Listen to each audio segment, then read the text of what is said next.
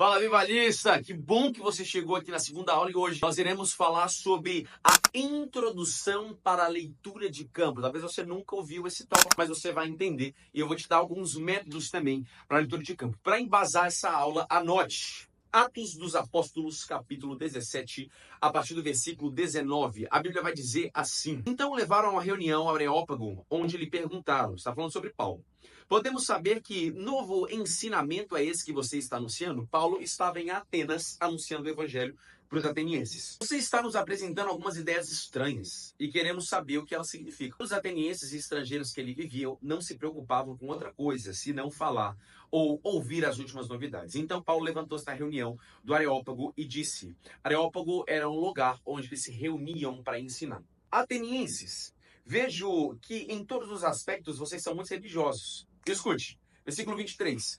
Pois andando pela cidade, observei cuidadosamente seus objetos de culto e encontrei até um altar com essa inscrição: ao Deus desconhecido. Nós pausamos aqui. Eu vou ler mais uma vez para você entender.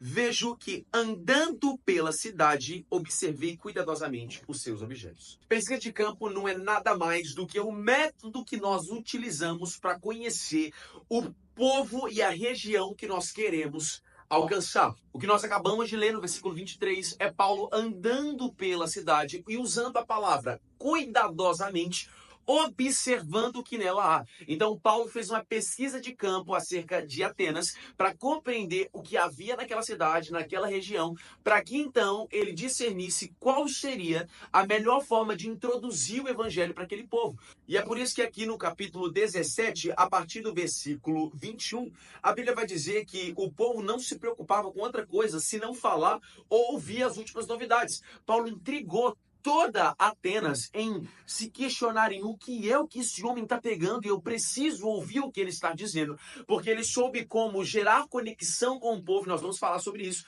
mas a iniciar por uma boa pesquisa de campo. Então anote comigo, pesquisa de campo é o método que nós utilizamos para conhecer o povo ou a região que nós queremos inserir o evangelho. Para que o evangelismo aconteça, é necessário seguir 3 pilares e tópicos iniciais para então chegar na introdução do evangelho. Eu preciso te assustar um pouquinho. A pregação do evangelho é a última coisa que se faz em um evangelismo. É necessário que se cumpra uma boa pesquisa de campo para que então aconteça uma ótima conexão e de forma breve você prega o evangelho. Você consegue compreender que se alguém chegar na sua vida falando dos assuntos que você gosta, dizendo daquilo que você gosta de falar, vai ser fácil se conectar com essa pessoa e tudo que essa pessoa quiser gerar no seu coração, ela vai conseguir, porque ela soube compreender o que falar com você para então gerar conexão contigo e então introduzir algo na sua vida para que gerasse efeito. A mesma coisa acontece em um evangelismo. É impossível eu conseguir inserir a mensagem do evangelho de Jesus, que são as boas novas, no coração de alguém, sem saber como introduzir a mensagem do evangelho no coração dela. Isso só acontece com uma boa pesquisa de campo. E talvez vocês perguntem, Luiz, por que eu devo conhecer o povo que eu quero alcançar? Porque se não conhecemos a região ou o povo que nós queremos pregar, nós não conseguimos contextualizar a mensagem do evangelho para eles. Na última aula eu deixei uma pergunta ao final. Qual foi a primeira obra de Jesus na igreja? A primeira obra de Jesus na igreja, que já está a resposta, anote isso e grave no seu coração. Foi contextualizar a mensagem do evangelho ao povo. Porque Jesus pregava em meio a um tempo onde os fariseus anunciavam a mensagem do evangelho de forma difícil, com palavras complicadas. Porque o fariseu naquele tempo era o maior status de religião que alguém podia chegar.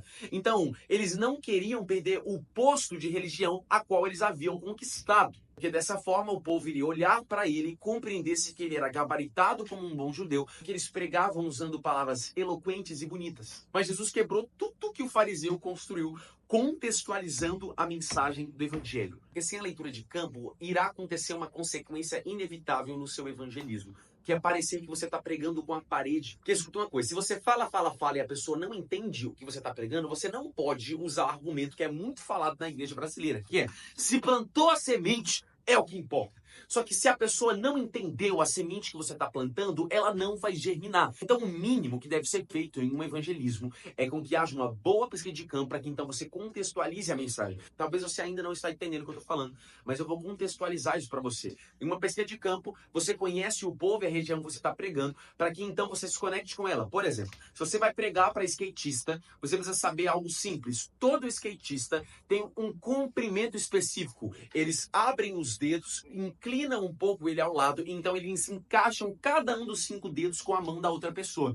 Talvez até você não sabia disso, só que um evangelista tem que saber disso para que então, ao chegar em uma pista de skate, ele toque na mão de um skatista como um skatista cumprimenta. Então aquele rapaz, aquela moça que anda de skate vai olhar para ele e falar: ele se parece comigo, ele sabe fazer o que eu faço, ele faz parte do meu povo. Assim a forma de conexão vai ser muito mais fácil e muito mais tranquilo a inserção do evangelho. Você compreendeu agora? Porque contextualizar o evangelho é pegar as boas novas usando características do povo, da cultura da região que aquela pessoa é inserida. Por isso que no Brasil, irmão, nós não temos igrejas que atendem a todos, porque nós pregamos o evangelho da mesma forma para todos. Nosso dever é a explicação do evangelho aos ouvintes. Anote tudo que eu estou falando. Mas a palavra de Deus não voltará vazia. Irmão, a palavra de Deus ela não vai voltar vazia se o ouvinte pelo menos entender o que você está pregando. Por isso que o evangelista deve ser multicultural. Anote, o evangelista deve ser multicultural. Ser multicultural é sair da sua cultura. Jesus deixou a cultura do céu para entrar na cultura da terra para pregar o evangelho para o povo. O maior sinal que alguém foi cheio do Espírito Santo, como em Pentecostes, é o tanto que ele consegue comunicar o evangelho para outras línguas sociológicas, não idiomáticas. Como assim, Luiz? Como assim, Luiz? O maior sinal que você foi cheio do Espírito Santo não é se você sabe falar inglês, espanhol e português. O maior sinal que você foi cheio do Espírito Santo é a quantidade de povos e tribos que você consegue se comunicar. Porque se você só consegue se comunicar em uma linguagem religiosa para o povo que está dentro da igreja, você não é um evangelista, você é um crente de religião. Porque a experiência pentecostal não te levará a falar em línguas enquanto você não souber falar a língua dos homens. O que a igreja está fazendo conforme a mudança do mundo? Porque, irmão, o mundo está mudando a passos largos enquanto a gente ainda discute usos e costumes. O mundo está mudando a passos largos enquanto a discussão e debate que houve em si em meio às igrejas é se pode ou não fazer tudo hoje. Irmão, o evangelista, anote, é como um camaleão. A essência e DNA daquele animal continua sendo o mesmo, se ele é azul, verde ou amarelo. E a sua essência não vai mudar se você entrar no meio dos povos e você saber se comunicar com eles. Você continua sendo crente e cheio do Espírito Santo. Por isso, tira essa ideia da sua cabeça que é antibíblico tentar se parecer em um evangelismo com as pessoas do mundo para ganhar eles. Escute algo, tudo vale para uma alma, exceto o pecado. Então faça o possível, a começar pela contextualização do evangelho para se conectar com o mundo. Porque sem a contextualização do evangelho, a gente vai continuar fazendo igreja preta com LED para um povo que vive em uma cultura de barro. Não faz sentido eu pegar os ribeirinhos que estão dentro da Amazônia e levar ele para dentro de uma igreja preta. E eu não tenho nada contra isso, porque a minha igreja também é preta, né? Mas essa verdade precisa entrar na nossa cabeça, que para cada povo existe uma contextualização, uma forma de conexão diferente. Por isso que tem gente que quer ficar pregando de terno e gravata, sapato social, para povo que anda descalço. Se você não souber se conectar com essa pessoa, você não vai ganhá-la. Por isso, você tem que estar disposto a ser como um camaleão e se adaptar à cultura daquela pessoa.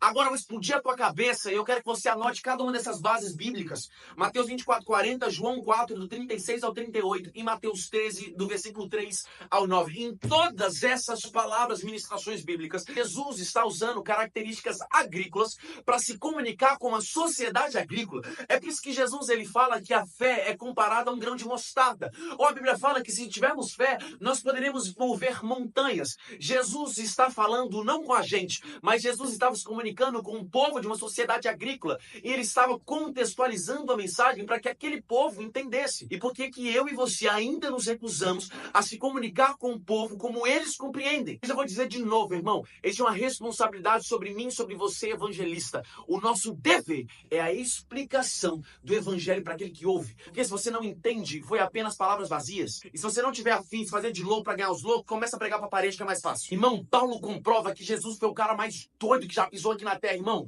Porque como assim um Deus que era sem forma se fez como sua criatura para ganhar elas? Por isso que ele diz, ei, façam-se de loucos para ganhar os loucos. E em seguida ele fala, ei, seja a minha imitação, irmão, assim como eu sou de Cristo. Escuta, o maior evangelista do mundo, irmão, não foi John Wesley, Charles Finney, George Whitefield, Edward, John Knox, não. O maior evangelista do mundo foi Jesus, porque uns se fizeram apenas de louco para ganhar os loucos. Ele se fez como a sua criatura para ganhar elas. E para finalizar essa aula, irmão, Deus não se revela somente na sua cultura. Por isso, viva a contextualização do evangelho. Eu fico doido quando eu falo disso.